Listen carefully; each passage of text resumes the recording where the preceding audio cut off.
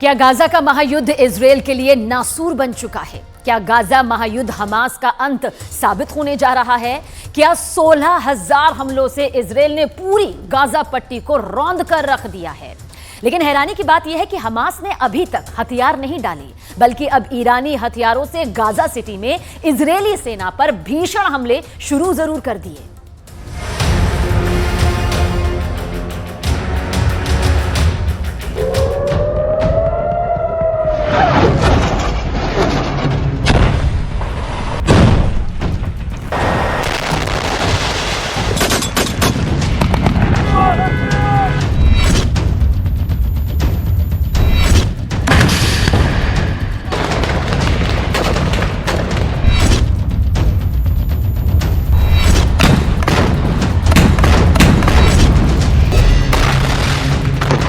ولكن الله رمى.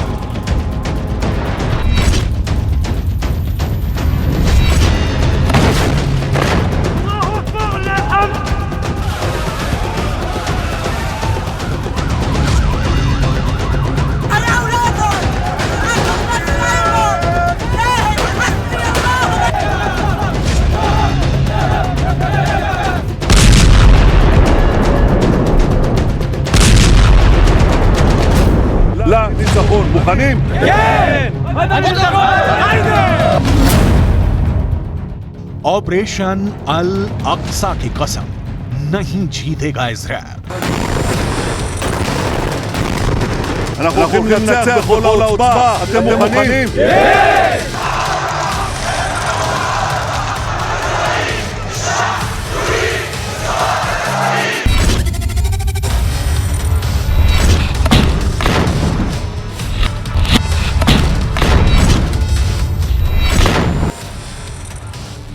Hamas के पास हारने को कुछ नहीं बचा है।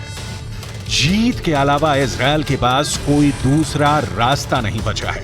7 अक्टूबर को जब हमास के हमले के बाद से 1 महीने से ज्यादा की जंग हो चुकी है, लेकिन अभी तक हमास के 45,000 लड़ाकों को इजरायली सेना सफाया नहीं कर पाई है। 1 महीने से ज्यादा की जंग में 40,000 के करीब गाजा में इमारतें तबाह हो चुकी हैं, लेकिन हमास फिर भी जंग कर रहा है।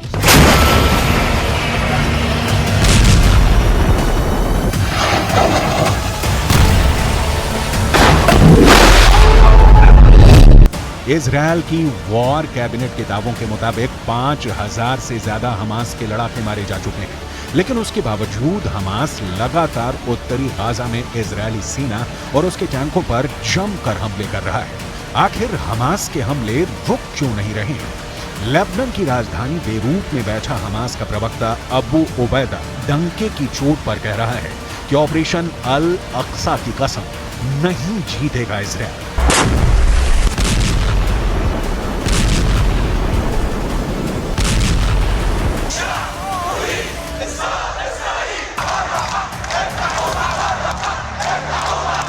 إن عملياتنا الدفاعية متواصلة ولا تزال في بدايتها، ولا زال في جعبتنا الكثير بعون الله وقوته.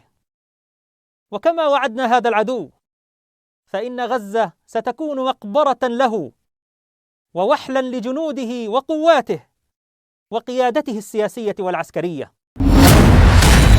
बुरादा नहीं, बारूद है हमास।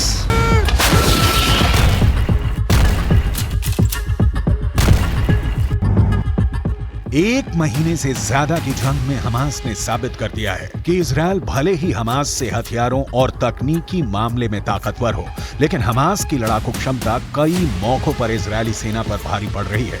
भले ही हमास के 70 के करीब टॉप और जूनियर कमांडर गए हों, लेकिन अभी भी 300 किलोमीटर की एरिया में फैली हमास की 1300 सुरंगों में 45,000 से ज्यादा हमास के आत्मघाती लड़ाके लगातार हमले कर रहे हैं। हमास के कई वीडियो में दिखाया गया है कि सुरंगों के जाल से निकलकर हमास के लड़ाकों ने इजरायली सेना, टैंक और भारी तोपखाने पर रॉकेट से घातक हमले किए हैं। अब आप ये भी जान लीजिए कि क्यों सुरंग युद्ध में हमास के लड़ाकों को महारत हासिल है।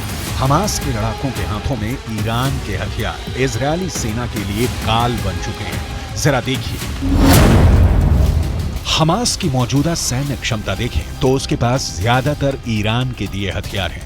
इजरायल पर मौजूदा हमले में फज्र 3 और फज्र 5 रॉकेट का इस्तेमाल किया जा रहा है। ये दोनों ही सतह से सतह पर मार करने वाली मिसाइलें हैं। इनमें से फज्र 3 43 किलोमीटर तक वार कर सकती है, जबकि फज्र 5 75 किलोमीटर तक तबाही मचा सकती है। ईरान से हमास को छोटी दूरी तक मार करने वाले रॉकेटों का जखीरा भी मिला है। इसके अलावा हमास हथगोलों और विस्फोटकों का जमकर इस्तेमाल कर रहा है। आरपीजी से सबसे ज्यादा हमले सुरंगों से हमास इजरायली सेना पर कर रहा है। विस्फोटक बेल्ट भी हमास के लड़ाके आईडीएफ के खिलाफ जमकर इस्तेमाल कर रहे हैं, जबकि एंटी टैंक मिसाइलें हमास का अचूक हथियार इस वक्त साबित हो रही हैं।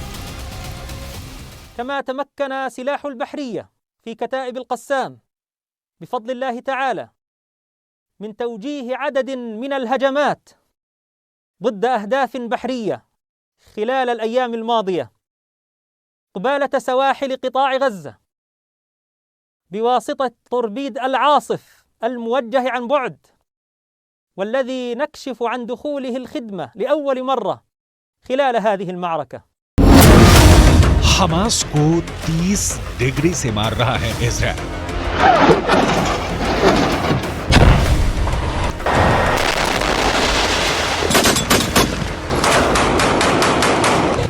इजरायली सेना आईडीएफ ने गाजा में भीषण विनाश लीला चरम पर पहुंचा दी है।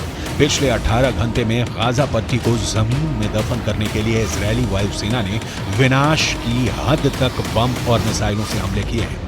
तरबूज की तरफ फटती इमारतें और जमीन पर फिलिस्तीनियों और हमास लड़ाकों के उड़ते चीथड़ों ने पूरे गाजा में भयानक कोहराम मचा दिया है। महज 1 घंटे के अंदर इजरायली वायुसेना ने 100 फाइटर जेट से 5000 से ज्यादा हमले किए हैं। उत्तरी और दक्षिणी गाजा में हर तरफ भयानक खून खराबा हो रहा है।